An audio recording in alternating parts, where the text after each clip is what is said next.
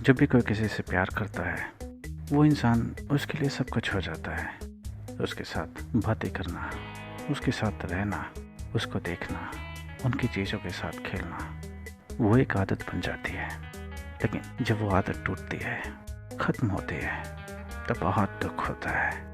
इतना ज़्यादा दुख होता है कि उस दुख के सामने और कोई दुख बहुत छोटा लगता है। अगर आपको कोई चोट लग जाए तो वो भी दुख इतना दुख नहीं देता जितना अपने शर्म के साथ जुदाई का दुख देता है। इसीलिए कुछ लोग इस दुख को सह नहीं पाते और अपने आप को ख़त्म कर लेते हैं, दुनिया से वास्ता ही ख़त्म कर लेते हैं। और यहाँ तक तो ठीक है, लेकिन दुनिया से वास्ता ख़त्म करके जब वो खुद से वास्ता ख़त्म कर लेते हैं तो वो सबसे ज़्यादा बुरी चीज़ होती है।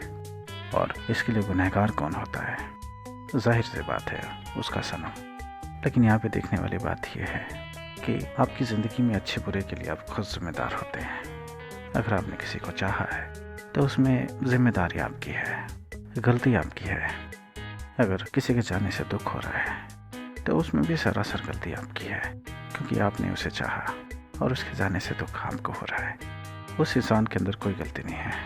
अगर उस इंसान के अंदर गलती होती तो वो आपको चाहने के लिए मजबूर करता, लेकिन यहाँ पे आप खुद मजबूर हैं। खुद आपसे उसकी जुदाई बर्दाश्त नहीं होती। चाहा भी आपने खुद ही है, प्यार भी आप खुद ही कर रहे हैं, तो तकलीफ़ तो आपको होगी ही। और अगर आपको तकलीफ़ हो रही है और वो भी आपकी वजह से ही, तो जिम्मेदार तो आप खुद हैं। तो इस चीज़ को देखना बहुत ज़रूरी है कि आप कर क्या रहे हैं। आप किसी को चाह रहे हैं और आपको दुख हो रहा है, तो इसके लिए जिम्मेदारी आपको खुद लेनी पड़ेगी। जब प्यार आपका है तो जुदाई भी तो आपकी ही होगी, दुख भी तो आपका ही होगा। अगर सामने वाले ने आपको नहीं चाहा है तो आपको अकेले ही दुख होगा। अगर आपका सनम भी आपको चाहता है तो उसको भी दुख होगा। लेकिन इस केस में आपके सनम को दुखी करना क्या अच्छी बात है? तो ये उससे अच्छा है कि ये प्यार एक तरफा है। कम से कम एक ही इंसान दुखी हो रहा है, एक ही इंसान को तकलीफ़ हो रही है। अगर वो इंसान भी आपको चाहने लगेगा तो तकलीफ़ उसको भी होगी। इसीलिए ज़्यादातर केसेस में प्यार, मोहब्बत, ये सारी चीज़ें एक तरफा ही होती हैं, तो दुख भी एक तरफा ही होता है। और अगर दुख एक तरफा है तो वो ज़्यादा अच्छा है, क्योंकि तकलीफ़ एक ही इंसान को हो रही है। दूसरा इंसान तो उस तकलीफ़ से बेखबर है, उसको पता ही नहीं कि कोई इंसान आपके लिए इतना बेताब है, इतना परेशान है, इतनी तकलीफ़ में है। तो इस चीज़ को देखिए कि आपका किसी को चाहना और उसका आपको ना चाहना, इसमें क्या सही है। अब लॉजिकल इंसान तो यही देखेगा ना कि अगर एक इंसान को तकलीफ़ हो रही है, दो इंसान की तकलीफ़ होने की बजाय, तो एक इंसान को तकलीफ़ होना ज़्यादा अच्छा है, बजाय इसके कि दो इंसान तकलीफ़ में हो। लेकिन ये प्यारे जनाब, अगर एक इंसान तकलीफ़ में होता है तो वो तकलीफ़ दो इंसानों की तकलीफ़ से ज़्यादा तकलीफ़देह होती है, क्योंकि आप अकेले होते हैं तो अकेलापन भी एक दुख होता है। जैसे और नए लोगों ने आज के ज़माने में इसको नाम दिया है होम सिकनेस। अगर आप घर पे अकेले हैं, कोई आपका दोस्त नहीं है, कोई आपसे मिलने जुलने वाला नहीं है, तो आप अकेले ही परेशान हो जाते हैं। आपको आपका अकेलापन खाने लगता है और इसे होम सिकनेस कहते हैं। और वही चीज़ अकेलेपन के प्यार में होता है। जब आपका प्यार एक तरफा होता है, अकेला होता है, तो अधूरा होता है, और अधूरी चीज़ कभी सुख नहीं दे सकती। मान के चलिए कि आजकल स्मार्टफ़ोन का ज़माना है, और स्मार्टफ़ोन के ज़माने में अगर आप सिर्फ फ़ोन से बात ही कर रहे हैं और उसके अलावा उससे कुछ काम नहीं ले रहे हैं, तो वो भी आपके लिए एक दुख है। क्यों? क्योंकि और लोग अपने स्मार्टफ़ोन से बहुत सारे काम कर रहे हैं। स्मार्टफ़ोन से वो टाइम भी देखते हैं, स्मार्टफ़ोन से वो कहीं जाने के लिए डायरेक्शन भी देखते हैं, मैप्स भी देखते हैं। कहीं आपको खाना खाना है या कोई जगह ढूंढनी है तो लोकेशंस भी देखते हैं। आप फ़ोन में बहुत सारी चीज़ें करते हैं।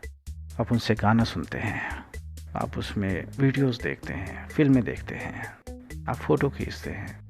कई सारे काम ये अकेला आपका स्मार्टफ़ोन करता है। तो अगर ये स्मार्टफ़ोन आपके लिए बहुत कुछ कर रहा है तो ये एक सेटिस्फाइंग चीज़ है। लेकिन अगर आपका फ़ोन सिर्फ बातचीत करने के लिए काम आ रहा है, जो कि आमतौर पे होना चाहिए कि फ़ोन का काम यही होता है, आपको किस इंसान से बात कराते हैं, अगर वही काम कर रहा है तो आपको तकलीफ़ होती है, तो आपको दुख होता है, तो आपको अजीब लगता है। उसी तरह से अगर आप किसी इंसान से प्यार करते हैं और सिर्फ आपका उसको चाहना ही प्यार है और वो इंसान आपको नहीं चाहता तो भी तकलीफ़ होती है, और वो तकलीफ़ उस इंसान की चाहने से ज़्यादा होती है। मेरे ख्याल से नहीं समझेंगे आप, मैं समझाता हूँ। अगर आप अकेले ही परेशान हो रहे हैं, आपको तकलीफ़ हो रही है और सामने वाला इंसान आपको नहीं चाहता, तो उसके आपको ना चाहना वो भी एक तकलीफ़ होती है।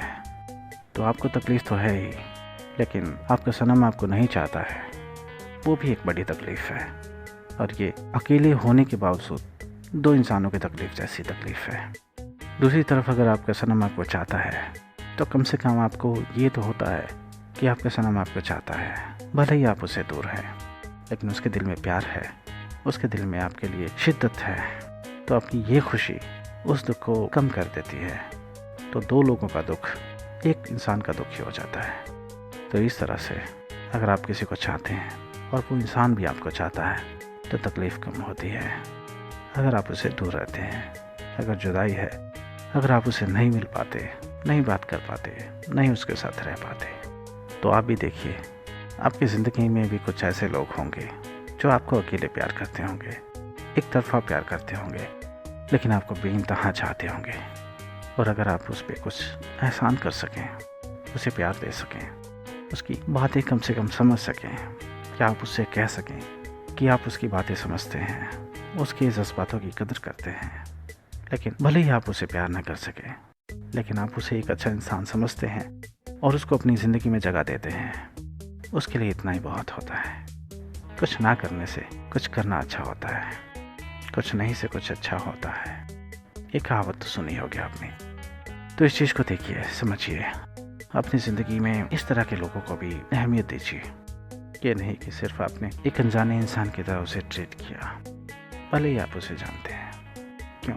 क्योंकि वो आपसे प्यार की उम्मीद कर रहा है, इसलिए आपने उसे अपनी ज़िंदगी से निकाल दिया। ऐसा नहीं करना चाहिए, ऐसा बिल्कुल नहीं करना चाहिए। किसी इंसान को जगह ना देना और किसी इंसान का दिल तोड़ देना, तकलीफ़ देना, भले ही अनजाने में हो, वो सबसे बड़ा गुनाह है। और यहाँ पे हर कोई स्वर्ग जाना चाहता है, नरक कोई नहीं जाना चाहता। तो इसीलिए अगर आप स्वर्ग जाना चाहते हैं तो भलाई का काम कीजिए, एकादशी का फास्ट रखिए और इंसानों को ज़िंदगी में जगह दीजिए, चाहे वो भले ही किसी तरह से हो। इंसानों के जज्बातों की कदर कीजिए, क्योंकि आप भी इंसान हैं। और अगर एक इंसान के जज्बातों की कदर नहीं करेगा तो फिर कौन करेगा? आप सोचिए, क्या अच्छा है, क्या बुरा, मुझे भी बताइएगा। मैं भी आपके जवाब का इंतज़ार करूँगा। आज के लिए इतना ही।